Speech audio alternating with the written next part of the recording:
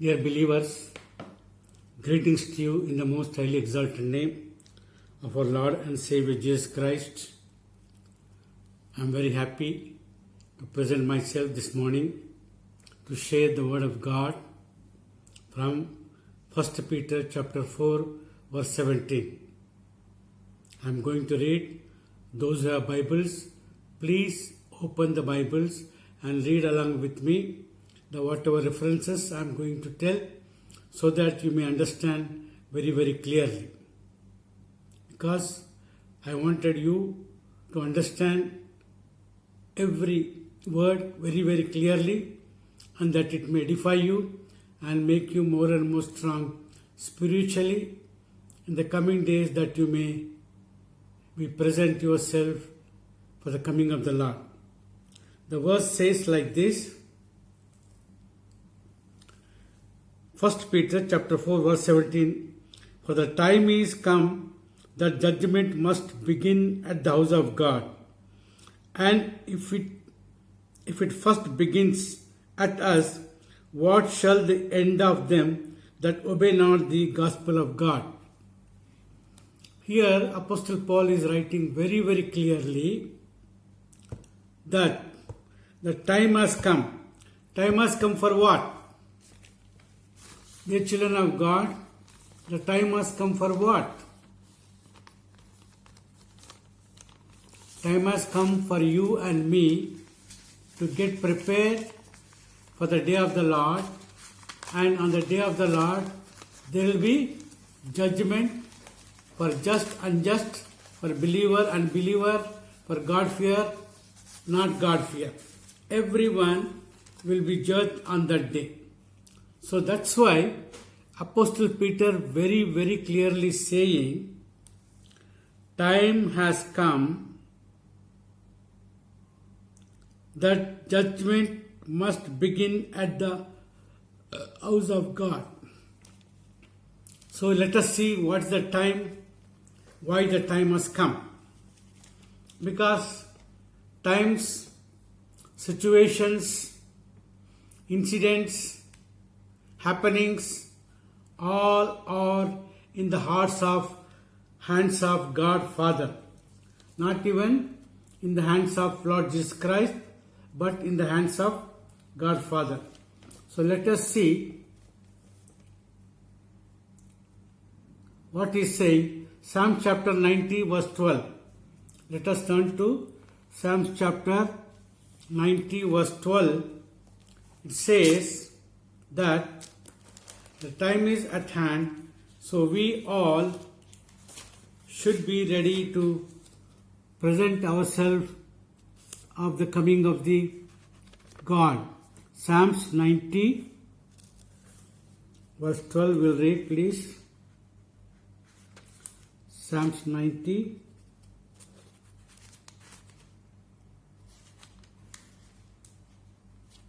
verse 12 says, so teach us to number our days, that we may apply our hearts unto wisdom. Here the man of God, that is psalmist, is saying, O God, teach us to number our days. That means, what will be my last day? So if you teach us to number our days, then every day we will be counting and getting prepared for ourselves to present you. So very clearly saying, there is no time for us, what time you are going to come, but whenever you come, that we may be ready. For that purpose, please help us to number our days. Otherwise, we will be slack, we will be careless, we will be negligent. So that's why he wants the Lord to tell him what is the time of Lord's coming, or how many number of days remain in my life to present my life or to present myself to the God. So we ourselves always get ready. We see in Ecclesiastes chapter 5 verse 1 what King Solomon writing is saying, keep thy foot when thou goest to the house of God, and be more ready to hear than to give. So, here, the Ecclesiastes, that is the preacher, is saying to you and me, when we are going to the house of God to praise Him, to worship Him, to have fellowship, what we have to do? We have to carefully put our feet inside the house of God and ready to hear when the man of God is speaking. What we are doing these days, when a man of God is coming, standing in pulpit to speak the word of God, some of us does not like him. So our heart and mind will go away from there. Some of us disappointed because he is going to preach. So there's so many ways. Sometimes we are busybody of our thoughts in our mind, in our heart, or we are busybody with our backlog work, or we are busybody what is to be done after the day. So like this, we will not be hearing the word of God properly. That's why the preacher is saying, when you enter, keep thy foot when thou goest to the house of God, and be more ready to hear. More ready to hear the word of God. You are going to the house of God to hear the word of God, or not to speak, or not to spend or waste your time there, but to hear the word of God. See book of Isaiah chapter 2 verse 3 says, from second portion we'll read, He will teach us of His ways, and we will walk in His paths. See, when we go to the house of God, the God will teach us His ways, and we will walk in His paths. Okay? That's why we are going to the house of God. Some of us going to the house of God from years together, but still we do not have the born again life. We do not have the likeness of Lord Jesus Christ in our heart, in our mind. We do not show or we do not reflect Lord Jesus Christ in our behavior, in our attitude, in our walk of life, in our talk of life. And we do not understand why we are going to the house of God when we are not able to learn anything. So, Lord Jesus Christ saying in Luke Gospel chapter 19, verse 46, He went to the temple. Lord Jesus Christ, during His time, He went into the temple. What He found? He found merchandise. People are selling doves. People are selling sheep. People are exchanging money. They made it as a mini market. So, Lord Jesus Christ got angry. You said, He shouted at them. He got angry on them saying, you people made my Father's house, which is house of prayer, which is house of worship, into the den of thieves. See, He's telling den of thieves. Because all the people who are doing merchandising there are marketing, all thieves only. How they rob the customers. Price will be something and they will see each person, and the rate will be different person to person. So that's why Jesus Christ said it is den of thieves. Even when we see John Gospel chapter 2:16 also, there it says, my Father's house is called house of worship, but you people are making it den of thieves. So he driven them out.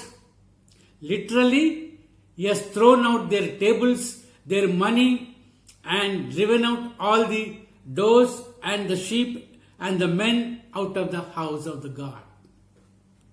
So, my dear children of God, house of God is meant for only to gather the children of God to praise Him, to worship Him, to glorify, magnify Him, and to hear His word, and to learn and to walk in His paths.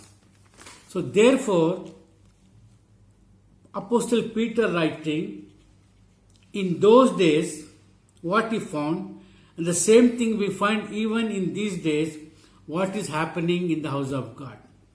That's why he's saying the judgment will begin in the house of God.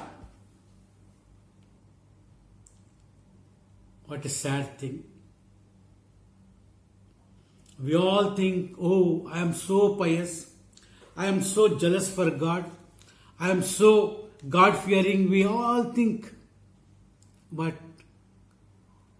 the judgment is going to begin from the house of God because we are not living according to the will of God. So, my dear children of God, let us turn to Matthew Gospel 16, verse 27. Matthew Gospel 16, verse 27, we'll read. Here it is written, Matthew Gospel 16, verse 17 says, if you have Bibles, please take and we will read together. Verse 27 says, the Son of Man shall come in the glory of his Father with his angels, and then he shall reward every man according to his works. See, when the Lord is going to judge you and me, our works will be tested. That's what Apostle Paul writing into Corinthians chapter 3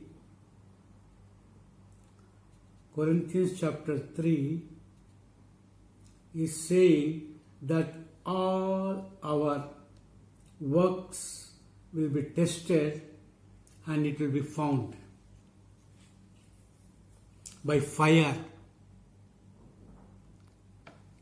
Whatever foundation we have put, it will be tested by fire. Whatever remain after the fire, that will be our works. And each one of us will be rewarded according to our work. And 2 Corinthians 5:10 says, whatever things we do with our body, on the day of judgment, we have to give account to the Lord Jesus Christ. Because on the day of the judgment, Lord Jesus Christ is going to judge you and me. So whatever things we do with this body, we have to give account. We will be judged. We will not be spared at all. So we have to get ready for it.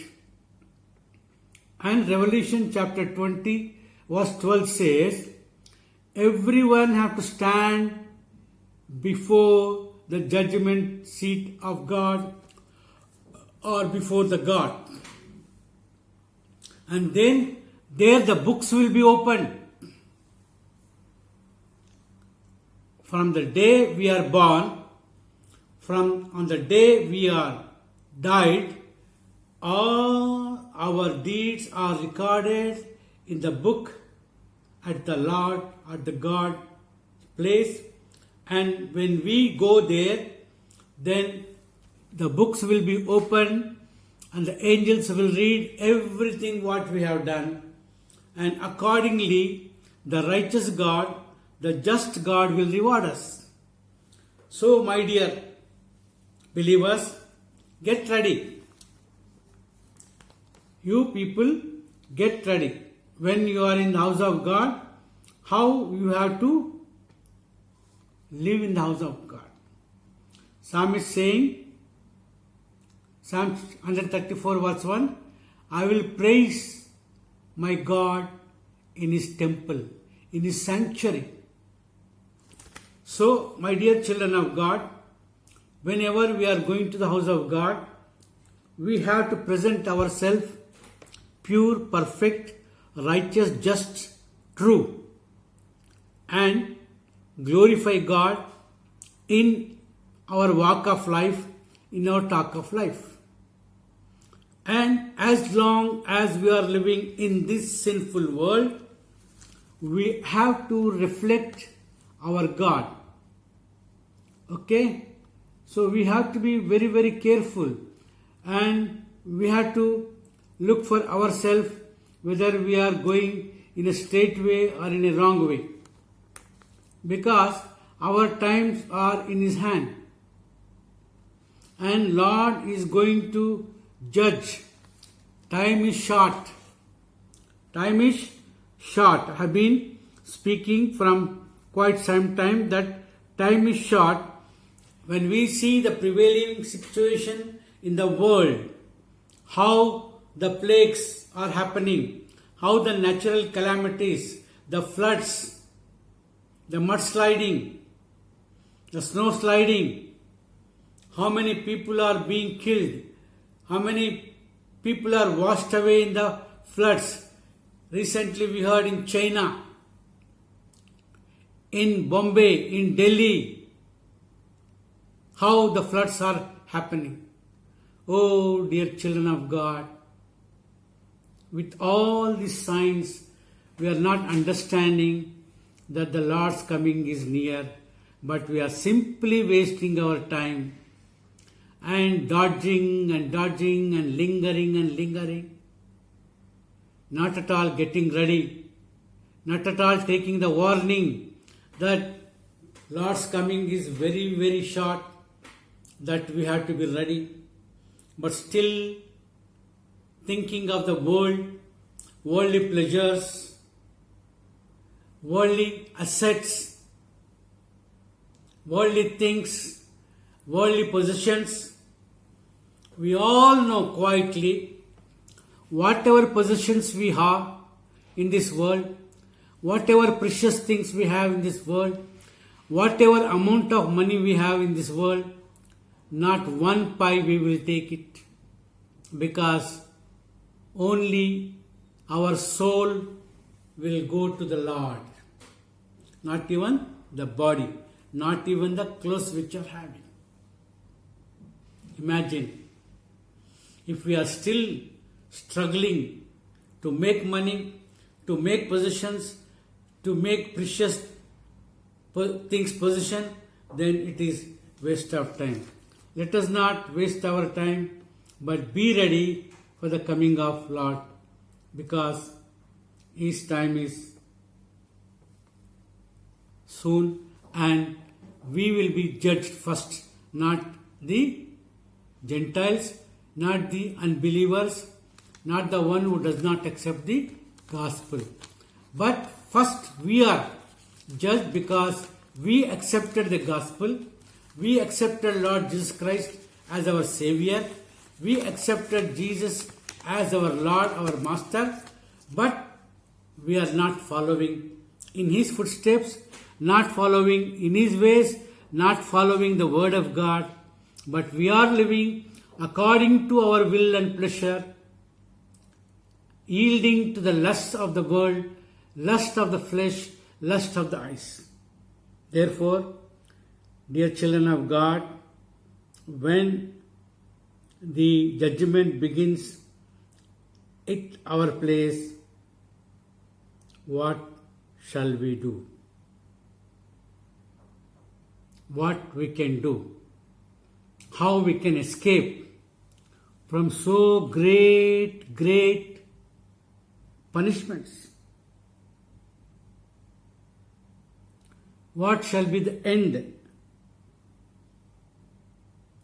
How we are going to save ourselves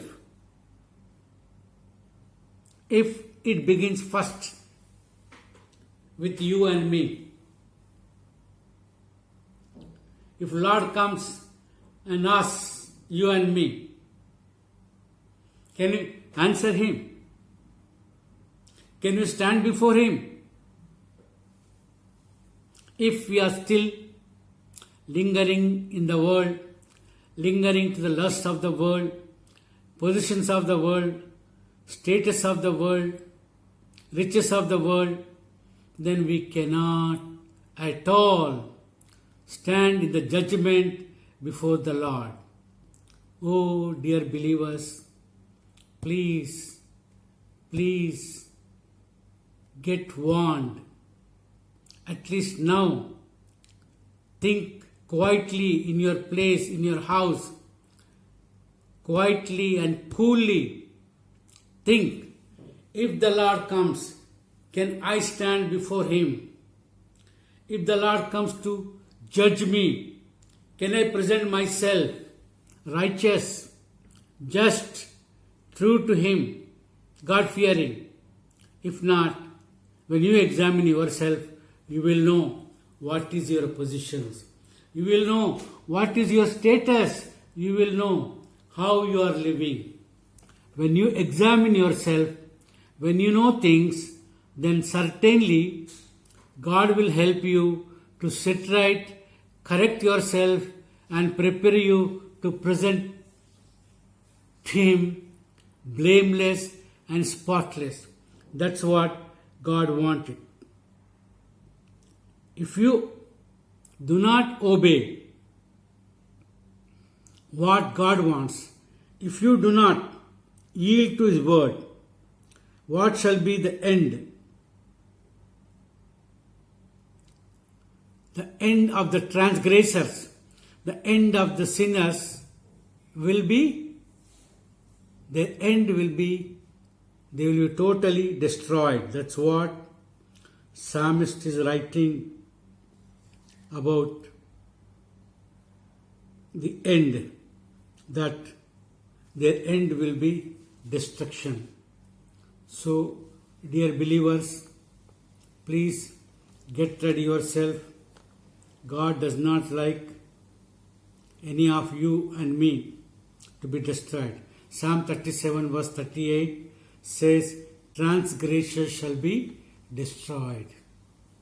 Means sinners. Disobedience, rebellious people will be destroyed. And in 17 says, until I went to sanctuary. Here the man of God says, until he went to sanctuary, that is the Lord's house, the God's house, he did not understand what is going to happen to the evil people. When he went to the house of God, then he understood that the evil peoples, unbelievers, sinners, that they will be totally destroyed. So, here in Proverbs, the Proverbist is writing 14:12, there is a way that seems to be good in the sight of a man. There is a way in the sight of a man which seems to be good, but the end will be death. We, as human beings, always think, oh, this is good, this is right, oh, this is upright. In this I can overcome, like this we think, but in the end we literally fail, and that is the death. So, dear children of God, we should not follow the world, but follow to the God. In Romans chapter 6 verse 21 says, what fruit had ye when you went into the world without obeying God's word, and what end you shall meet, that will be the death. He said, you shall meet, the end is death. So in Philippians chapter 3 verse 19, the Apostle Paul is writing, whose end is destruction, whose God is belly, and their glory is their shame. Some people, they think they are upright, they are righteous, they are God-fearing, they are true. But their life, when we see, when we observe, it says that it is like their end is destruction, and their belly is their God, and their shame is their glory. So they glorify themselves in their shame. And every time they want to feed their belly, not interested in anything except feeding themselves. So, dear children of God, this is the end we are going to meet, being the children of God. If we are not ready, if we are going to be judged, and if we are going to be punished, what will happen to them that they did not still receive the salvation? And so great salvation God has given to us, we cannot deny it. We cannot escape it. We have to get ready. So here, the people who will not accept or obey the gospel, and their situation will be, they will be punished because they did not obey. They worked against the commandment of God, and hand of God will be against them. God will be against them, and they will be punished. So, in Ephesians chapter 5 verse 6 says, let no man deceive.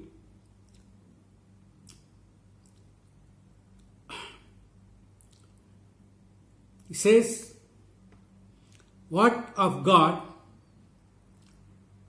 are the children of disobedience? He's saying the wrath of God. Let us not receive the wrath of God because of our disobedience. The wrath of God is going to come on children of disobedience. So let us not receive the wrath of God on us, but let us prepare. In 2 Timothy chapter 1 verse 8 says, in flaming fire, he takes away vengeance on that obey not gospel of Jesus Christ. So those who will not obey the Lord God's gospel, and they will be burned in a flaming fire.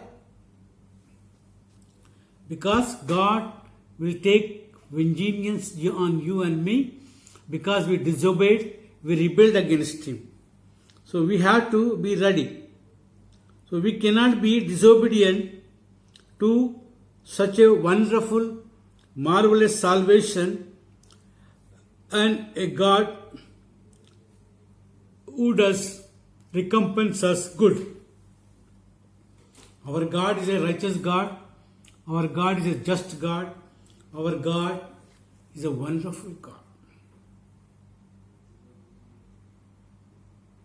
So, dear children of God, it is a solemn warning for you and for me. When God is speaking to us, let us yield to our God's word. Let us commit ourselves to our God. Let us surrender ourselves to Him. No more lingering, no more wavering, no more wasting our time on the world or on the things of the world, on the positions of the world, or on any other useless, worthless things. Because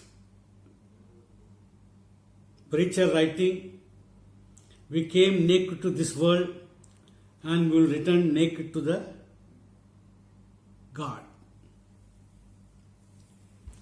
He says, Ecclesiastes chapter 12 verse 7, dust will return to dust, the spirit will go to the God who gave the spirit.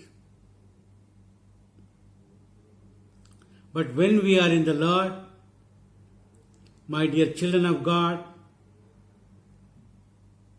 we will be straight taken to the Lord. We all know the story of the Lazarus and the rich man, which was narrated by Lord Jesus Christ himself. I think you all know, still briefly I remind you. The rich man was so rich, he was every day going and coming in horse chariot or horse cart, whereas Lazarus, the beggar, the poor man, whole body is with sores,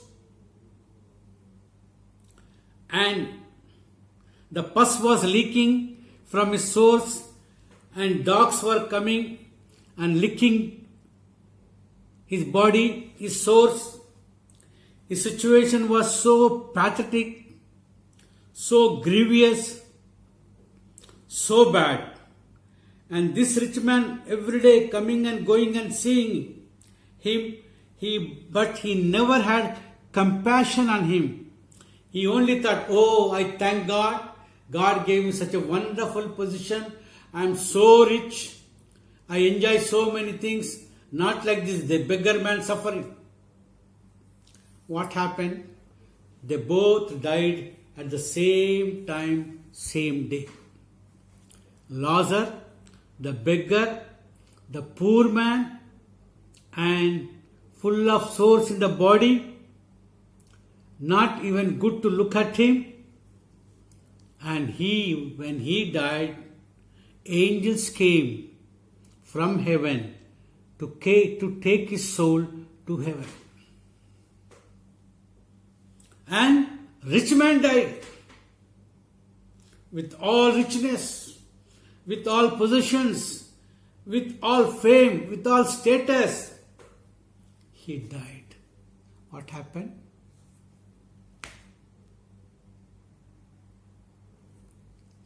The devils came and took his soul to hell. Sometimes we are also like rich man. Oh, God gave me all these things because of my, what do you think? Because of my godliness, because my obedience, because of my humbleness, because of my meekness. Like this we think, but there is spiritual pride in us. So with that spiritual pride, and we boast ourselves, we think of ourselves high-mindedness, and when we find a poor believer in the house of God or in our church, when he is suffering, we never think of having a compassion on him, we never think of helping him or supporting him. We are like rich man. Oh, I thank God. I am not lacking anything. I have everything for me. I praise God. But when you die, you go to hell, that beggar whom you have despised and rejected and did not have compassion and did not have mercy on him, and you neglected him, that man going to heaven. And we all know what happened. God gave a privilege to the rich man to see, look at on the top. When looked at the top, he has seen Lazarus sitting in the bosom of Abraham.